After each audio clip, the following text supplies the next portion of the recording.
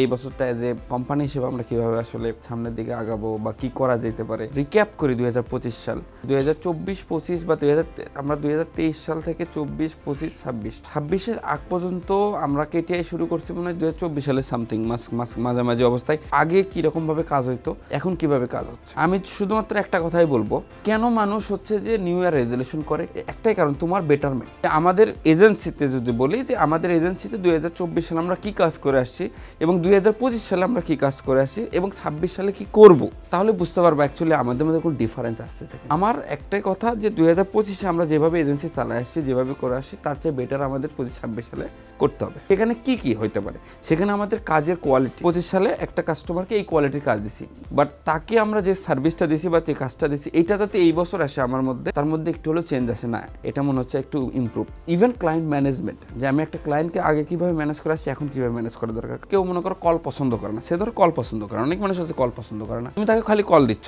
সে কথা বলার জন্য অতটা আগ্রহ দিচ্ছে না। অনেকে আছে মেসেজ পছন্দ করে না, ভাই কলে কোন শর্টে হয়ে যাবে। অ্যাজ এ অফিস আমি এখান থেকে তোমাকে কি নির্দেশ দেবো, কাস্টমার সাইকোলজি বুঝে যে এই কাস্টমার কি কোথায় স্বাচ্ছন্দ্য বোধ করে, ওটা তো তোমার স্কিল। কোম্পানি তোমাকে বলছে তুমি জাস্ট কন্ট্যাক্ট করো।